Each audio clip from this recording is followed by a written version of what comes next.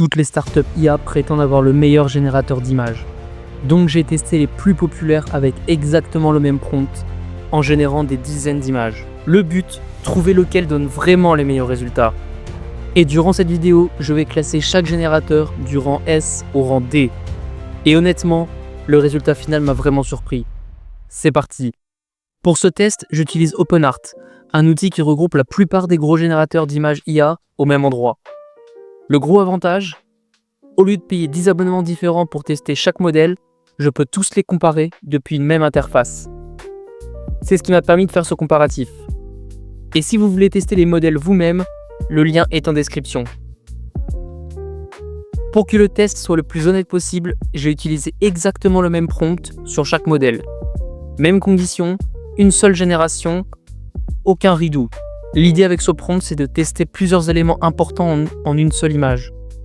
Le réalisme du personnage, le rendu du texte sur le tableau et le menu, la lumière et surtout la cohérence globale de la scène.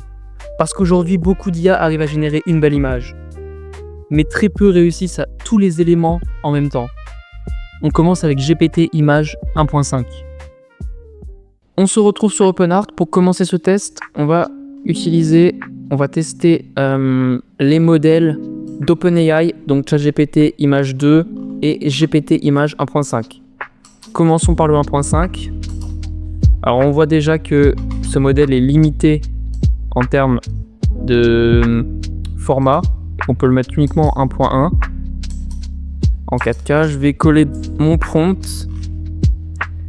Ça coûte 90 crédits et je génère. En attendant que ça génère, je vais faire la même chose avec GPT Image 2.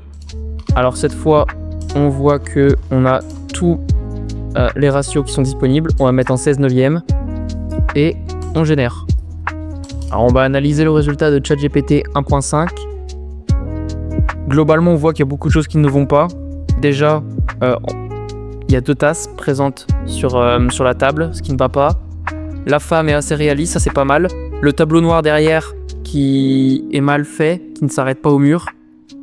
Le menu est pas très réaliste. Et derrière, le fond un peu flouté. Ça c'est ce qu'on avait demandé. Donc c'est pas mal. Mais franchement, c'est pas un résultat satisfaisant. Ça va donc partir en rang D. Pour ce qui est de GPT Image 2, alors là on voit franchement qu'il y a une vraie amélioration. Alors déjà on voit qu'il n'y a aucune erreur, on a une seule tasse, le tableau noir derrière est nickel, on a bien la lumière qui entre par la fenêtre, la femme est hyper réaliste, derrière on a bien le fond flouté avec les éléments qu'on a demandé, le menu est nickel, franchement le dernier modèle de ChatGPT est vraiment bluffant et ça part directement en rang S. Faisons maintenant le même test avec les modèles de Google Nano Banana 2 et Nano Banana Pro.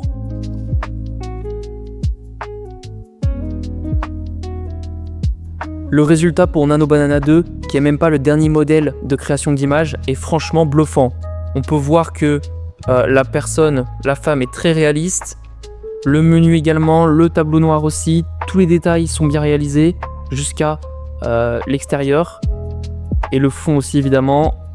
On n'a pas trop la lumière qui rentre comme on avait demandé, mais ça reste un résultat fantastique et ça part en rang S. Pour le modèle Nano Banana Pro, on est également sur un résultat bluffant. Tout est bon, le personnage est réaliste, le tableau noir au niveau des inscriptions, tout est ok, le menu est bon aussi, on a notre fond flouté avec les éléments qu'on avait demandé, et en plus cette fois, on a bien la lumière qui rentre par la fenêtre.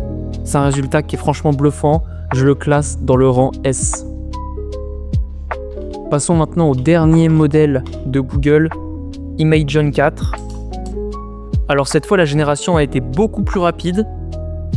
Alors là ce que j'aime bien c'est la lumière qui rentre par la fenêtre et qui va provoquer des reflets sur le visage du personnage, ça fait assez réaliste. Le personnage je le trouve plutôt réaliste. Ce que j'aime moins par contre ça va être le tableau noir, les inscriptions et surtout le menu qui font quand même moins réaliste. Le fond est franchement très bien, mais ça va être un poil en dessous de Nano Banana, je vais le mettre en rang A. Passons désormais aux deux modèles Seedream, en commençant par Seedream 4.5.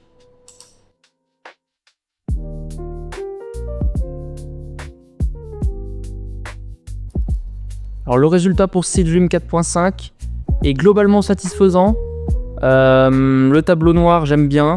Les inscriptions sont correctes. Le menu, pareil, bon, qui est pas très réaliste. On a le personnage qui fait pas trop IA, ça va. On a bien les reflets de la lumière qui rentrent par la fenêtre. Le fond est plutôt bon. Je vais le mettre en rang A. Pour ce qui est de Seedream 5.0, je suis honnêtement un peu moins convaincu. On a bien la lumière, ça y a pas de souci. Le personnage est plutôt réaliste dans l'ensemble, même si je trouve que le visage fait un peu plus IA, de par la peau très lisse. Le menu, bon, qui est pas très réaliste. Le tableau noir derrière, j'aime un peu moins. Et le fond, ça va. Je suis un peu moins convaincu, même si ça reste une génération qualitative. Je vais le placer en rang B.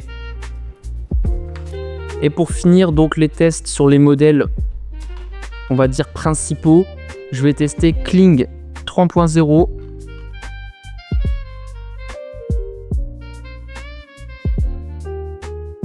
Alors là pour Kling 3.0, on a notre premier accident. Le personnage est assez réaliste sans plus. Les inscriptions sur le tableau noir derrière ne sont pas bonnes. Le menu, bon, on le voit pas trop, mais on voit que il a pas l'air d'être marqué menu. Et c'est pour ça que je vais le mettre en rang C. Alors pour les modèles qui suivent, j'ai décidé de les tester plus rapidement parce qu'ils sont moins connus. Mais je vous montrerai évidemment les résultats et je m'attarderai sur ceux qui valent vraiment la peine. Flux Contexto Pro, rien ne va. Le personnage fait beaucoup trop IA, il y a 2 tasses, l'inscription sur le tableau noir est fausse et le fond n'est même pas tel que je lui ai demandé. Ça part rang D. Pour ce qui est de Flux de Max, là on est sur un résultat un peu plus qualitatif. Le tableau noir c'est flou mais ça me choque pas. Le menu est bon, le personnage est globalement réaliste. On a le fond qui est respecté, la lumière qui rentre bien de la fenêtre. Je vais le placer au rang B parce que c'est vrai que le personnage fait peut-être un poil trop IA. Recraft V4, alors là on est parti dans un autre délire. On n'a plus de fenêtre, on est vraiment en extérieur. On est mi en extérieur, mi en intérieur.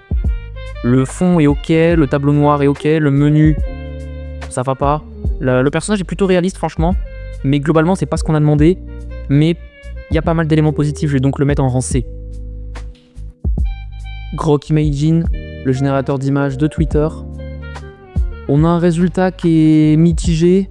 Le menu est bien présent mais il fait trop IA. Le tableau noir est bien, le fond est plutôt bien. On a peut-être un manque de lumière, mais surtout le personnage fait vraiment trop IA. Je vais donc le mettre en rang C. 22.7, je suis assez surpris du résultat et agréablement surpris. Le personnage est plutôt réaliste, le tableau noir également, le menu fait par contre très réaliste. On a notre fond qui est respecté même s'il n'est pas flouté. Pour moi ça va être un bon B. QN Image Max, franchement, c'est dommage que le tableau noir soit loupé parce que sinon le reste était vraiment nickel. Le personnage est assez réaliste, le menu aussi, le fond est flouté comme on l'a demandé. Franchement, il y a du potentiel. QN Image 2, alors là franchement je suis bluffé. Bon, au niveau du format, on n'a pas eu le choix que de le générer en 1 par 1. Le personnage est hyper réaliste, le menu aussi, jusque dans les moindres détails. Le tableau noir derrière j'aime bien, ça fait très brasserie parisienne. On a un fond qui est plutôt correct, ce qu'on avait demandé, même s'il n'est pas flou. La fenêtre là avec la lumière, franchement je vais le mettre en rang A. QN Image Plus, là ça va un peu moins. On a un personnage qui est pas du tout réaliste, qui fait beaucoup trop IA. L'inscription derrière, alors le tableau est plutôt réaliste avec les traces de craie, mais on a une faute d'orthographe, même 2. Le menu qui est pas trop réaliste, la lumière qui rentre par la fenêtre, c'est pas mal. Mais on a quand même beaucoup d'éléments qui font que le résultat est pas satisfaisant. Je vais le mettre en rang D. Maintenant le modèle d'OpenArt, alors là on n'a pas de tableau noir comme on l'a demandé, ou alors on voit pas l'inscription, on n'a pas de menu. On n'a pas forcément de lumière qui rentre par la fenêtre, bon le fond est bien flou, ça par contre c'est sûr. Le personnage est moyennement réaliste, je vais le mettre en rang D également. Et pour finir, Juggernaut, on est un petit peu dans la même veine que OpenArt. C'est pas déconnant à nouveau, hein, mais il nous manque des éléments, trop d'éléments. Pour ce dernier modèle, ce sera un rang D. Désormais, je vais vous parler rapidement des tarifs. On a 5 offres sur OpenArt, une gratuite qui vous permet de tester l'outil. Une essentielle à 14 $, donc environ 12 €, où vous avez jusqu'à 4000 images. Une avancée à environ 26 €, où vous pouvez générer jusqu'à 12 000 images, donc avec 12 000 crédits. L'Infinite à 24 000 crédits, donc vous pouvez aussi générer plus de projets en parallèle. Et finalement, là pour vraiment les grosses équipes, pour les entreprises, la Wonder à environ 220 € par mois, avec 106 000 crédits. Et en plus, vous avez annuellement moins 50% sur toutes ces offres. Voilà, maintenant vous avez une vraie vision des modèles qui valent le coup et de ceux qui sont surtout bons en marketing. Le vrai problème aujourd'hui, ce n'est pas d'avoir accès à l'IA, c'est surtout de savoir quel modèle utiliser et éviter de perdre des heures avec les mauvais modèles. Et honnêtement, le gros avantage d'OpenArt, c'est de pouvoir comparer tous ces modèles au même endroit sans devoir payer 10 abonnements différents. Vous pouvez déjà tester gratuitement pour voir si ça vous convient. En ce moment, il y a aussi des réductions assez intéressantes sur certaines offres. Et si vous voulez en profiter, le lien est dans la description. Et si cette vidéo vous a aidé, pensez au like, ça aide énormément la chaîne. Abonnez-vous aussi, parce que je vais continuer à tester de nouveaux modèles IA dès qu'ils sortent. Et dites-moi en commentaire quel générateur vous utilisez le plus actuellement. Je suis curieux de voir si votre classement ressemble au mien.